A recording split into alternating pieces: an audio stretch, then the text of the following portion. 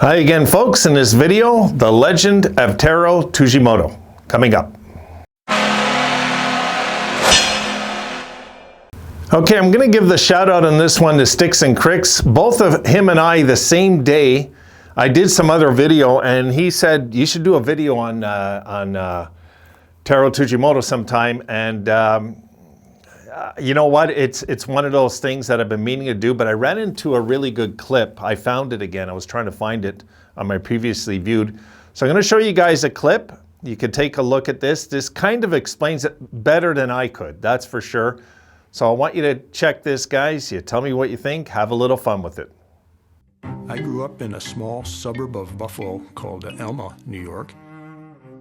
And my dad was a farmer. He started out with a vegetable stand on Route 16 going in toward East Aurora. He always had an interest in the Asian culture and the Asian arts. So then he expanded and built a new store, and that was called Tsujimoto's.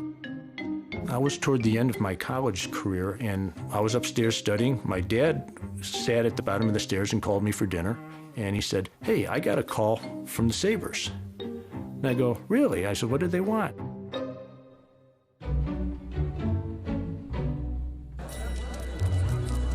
The birth of the WHA in 1972 was a threat to the NHL. They were running around signing players and signing amateurs. And they'd sign it before the NHL had a chance to. So in 1974, the NHL, led by President Clarence Campbell, moved to protect its turf.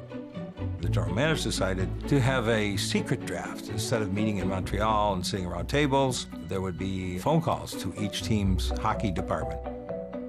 This was not a conference call, it was one call at a time. The process was painfully slow. You would hear Clarence Campbell then announce, "Is Buffalo on the line? Who's representing Buffalo? George Imlach," you know, that kind of stuff. Between picks, teams had no idea who was being drafted.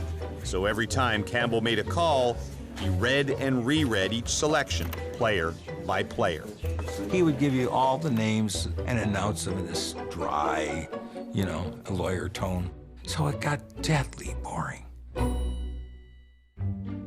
The draft lumbered into its second day, and as the 11th round neared, Sabres GM Punch Imlach and Director of Communications Paul Wieland were inspired to have some fun. The time came and I was sitting there and we're getting comatose practically. And I don't know what started it, but I think it was Imlach said the first thing, "We ought to draft someone that nobody knows about." So then we all jumped all over it, right? "Yeah, that'd be funny. Wouldn't it if we drafted what about a guy that doesn't really exist?" Paul was the one who come up with the idea. There's no doubt in my mind about that. And Imlach, anything to disrupt the usual run of things in the NHL, he was all for. Paul would nudge this towards Punch and, "Yeah, go with it. Yeah, come on, we'll get those guys all up in arms." It was Wieland who suggested they make the player Japanese, and he knew instantly what the last name would be. When I was a college student, I drove down Route 16 to go from Buffalo to St. Bonaventure, and I would pass the Tsujimoto store. And that name just stuck in my head. But they needed a hand with character development, so they picked up the phone and called Joshua Tsujimoto.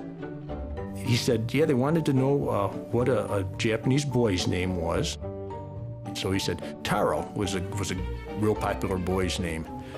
And then they asked him, what's the Japanese word for sabers? And so he said katana. So that's the Japanese samurai sword is a katana. We thought, boy, this is going to be funny because he's going to have to spell Taro Tsujimoto back 16 times. So it came time, and Buffalo ready? Yes, George Imlach here, okay. Who does Buffalo select? He goes, Taro Tsujimoto. And that was it. And it was fun. And we're just like holding our, like covering our faces so we don't laugh. And that was it. Campbell didn't call them on it. Wieland and Imlach had slipped one past the league. We didn't swear secrecy, but we just came out of there and said, we're not telling anybody. The owners thought we had a Japanese hockey player coming. We never told them. So it was that Taro Tsujimoto of the Tokyo Katanas snuck into the NHL record book. Come September, his name was on the Sabres training camp roster, and the team even had a stall set up for him. Everybody was wondering about this Taro guy. Like, you know, who's this Taro guy? Who's this Taro guy? Imlach kept up the ruse with reporters as well. And he's describing him. He says, well, we don't have full-time scouts in the Far East, but we had this kid scouted, and he looks like it. We hope he comes to camp. And some writers actually bought it completely. They say, this guy's training in the Himalayan mountains. He's the fastest skater to ever live. I said, they might even forget about the French Connection. So the media just jumped all over. They thought it was the greatest thing going on.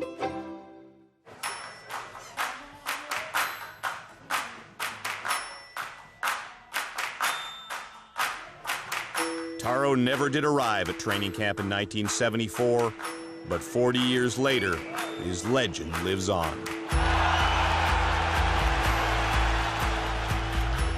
Fans embraced Taro from the beginning, even though the Sabres wasted a draft pick on a fictional player. Two players that were drafted after Taro.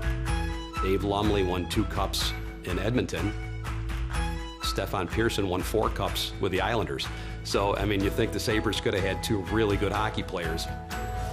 The 183rd pick in the 1974 draft was eventually ruled an invalid claim, and Taro Tsujimoto was erased from the books. In spite of that, he remains woven into the fabric of Buffalo's history.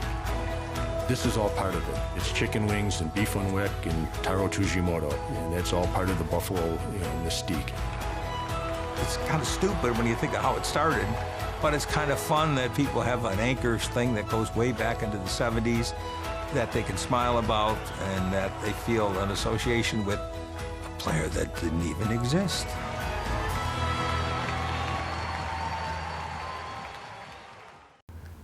And there's the legend of Taro Tsujimoto, the greatest Sabre that never was. So now when you guys see me making my clips, you young guys, you young fans that don't know about this, now you know. This is why it's an inside joke with most Sabres fans. And it's one of those stories that's kind of forgotten, which I'm glad I'm bringing it back to light, because it is a big piece of our history, you know? It really is. All right, that's it, guys. I hope you had a little fun with that, and I want to throw that out there. So easy video for me to make. I just do an intro and outro, and we're done. So again, Sticks and Cricks, there it is. I wanted to, there's nothing I can do on the board since there's no statistics of this guy. But you know what I've been looking for? And let you, if any of you know where I can find this, okay? I want to get, it's a Katana's, what do you got? Tokyo Katana's hat. They apparently New Era came out with one years ago, and I never got one, and I can't find it anywhere for sale. I'd like to have that. I'd have fun with that. Have that as part of the channel would be nice. Okay, guys, have a great afternoon, and I'll see you later on.